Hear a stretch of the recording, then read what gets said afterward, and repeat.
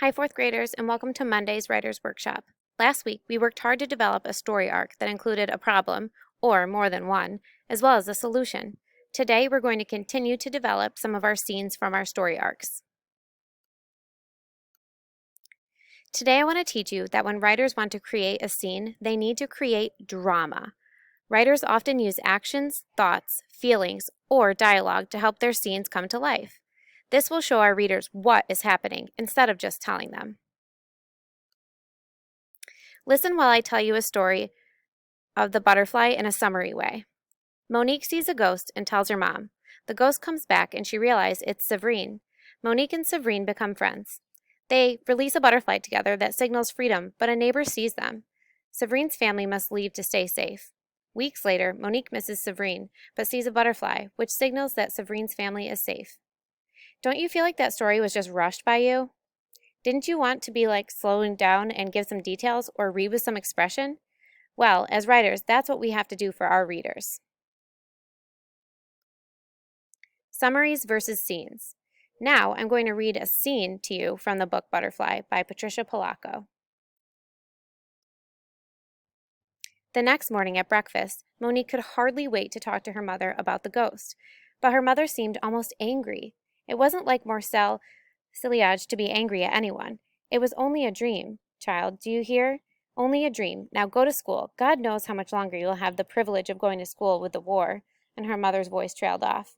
Monique couldn't wait to get to school so that she could tell her best friend, Denise, about the ghost. Since Monique was the only child, Denise was like a sister to her. On the way home from school that afternoon, Denise asked Monique, "What did the ghost look like?" "She was dark and had very sad eyes," Monique answered. "Weren't you very, very frightened?" Denise asked. "At first, yes, but the longer I looked at her, a feeling came over me, a feeling of fear for her," Monique answered. Notice how the author here, Patricia Polacco, used actions, thoughts, feelings, and dialogue to show what was happening instead of just telling her readers. Creating scenes within our own writing. Now, I'm going to read a scene to you from my own historical fiction writing piece. "Mom," Colin yelled from his bedroom. He could smell her cooking pastries in the kitchen. "I see the soldiers knocking on Carson's door," he screamed as he ran down the stairs to warn his family. The Carsons were the Collins family's next-door neighbors. Colin had a good view of their home from his bedroom window. Colin's mom had that frightened look in her eyes. "Willow!" she said, running to look for her husband. Colin's mom ran to the stairs that led to the attic and knocked 3 times on the door. This knock was a warning to the Murrays to be quiet. The Murrays were a Jewish family hiding in the attic of Colin's family home. Colin loved having the Murrays stay with them, especially because their son, Jeremiah, had become good friends with him.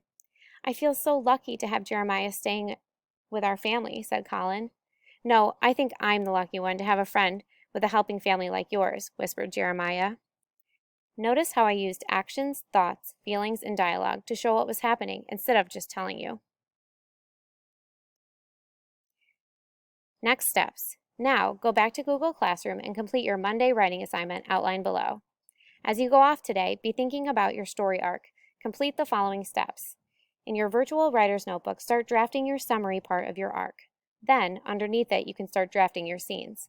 Remember to include actions, thoughts, feelings, and dialogue to show what is happening in your story instead of just telling. Good luck!